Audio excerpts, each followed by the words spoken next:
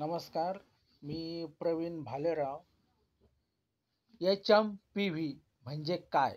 हा विषाणू किती धोकादायक आहे आणि त्याची लक्षणे काय आहेत? What is HMPV virus? Causes and symptoms. सध्या HMPV ह्यूमन मेटाप्न्यूमोव्हायरस व्हायरस चीनमध्ये कहर करत आहे. भारतातही त्याची प्रकरणे समोर येऊ लागली आहेत. हा विषाणू किती धोकादायक आहे आणि त्याची लक्षणे काय आहेत जाणून घेऊ. कोरोना विषाणूने चीनसह जगभरात प्रचंड गोंधळ निर्माण केला होता.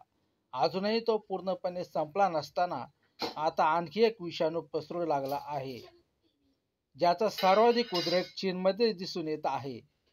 वास्तविक सध्या चीनमध्ये HMPV ह्यूमन मेटाप्न्यूमोव्हायरस व्हायरसने कहर केला आहे. चीनमध्ये हा विषाणू वेगाने पसरत आहे.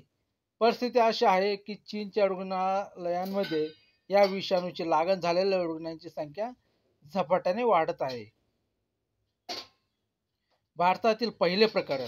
चीनच्या उत्तरेकडील भागात HMPV ह्यूमन मेटाप्न्यूमोव्हायरस विषाणू वेगाने पसरत आहे. अधिकाधिक लहान मुलं याला बळी पडत आहेत. भारतातही HMPV विषाणूचा पहिला रुग्ण आढळला आहे. बंगळुरूमध्ये एका 8 महिन्याच्या मुलीला या विषाणूची लागण झाल्याचे आढळून आले आहे. चला जाणून घेऊया हा विषाणू काय आहे, त्याची लक्षणे आणि तो किती धोकादायक आहे.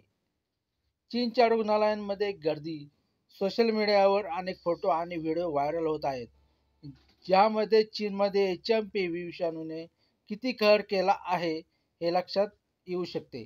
इतके लोक या विषाणूला बळी पडले आहेत की रुग्णालयांमध्ये रुग्णांसाठी बेडचा तुटवडा आहे. independence.co.uk वेबसाईटनुसार चीनी आरोग्य अधिकाऱ्यांनी या विषाणूचा सामना करण्यासाठी काही प्रोटोकॉल लागू केले आहेत. मात्र याबाबत कोणतीही आपत्कालीन स्थिती अधिकृतपणे जाहीर करण्यात आलेली नाही. सतर्क राहण्याची आवश्यकता का आहे? हा विषाणू देखील भयावह आहे, कारण 5 वर्षापूर्वी कोविडच्या सुरुवातीस अशीच प्रकरणे नोंदवली गेली होती आणि त्यानंतर त्याचे संपूर्ण जगाला वेढले होते. सध्या चीनमधील लाखो लोकांना HMPV विषाणूची लागण झाली असून रुग्णालयांमध्ये रुग्णांची गर्दी सातत्याने वाढत आहे.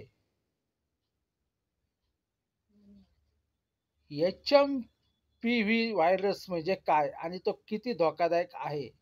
independence.co.uk वेबसाईटनुसार ह्यूमन मेटाप्न्यूमोव्हायरस HMPV हा RNA व्हायरस आहे, जो पेमोवी व्हायरस कुटुंबातील आहे. या विषाणूमुळे श्वसन संक्रमण होते, ज्याची लक्षणे सहसा सर्दीसाठी सारखी असतात. हा रोग सामान्यतः सौम्य असतो, परंतु यामुळे न्यूमोनियासारख्या गंभीर समस्या उद्भवू शकतात. कोणत्या वयोगटातील लोकांना जास्त धोका?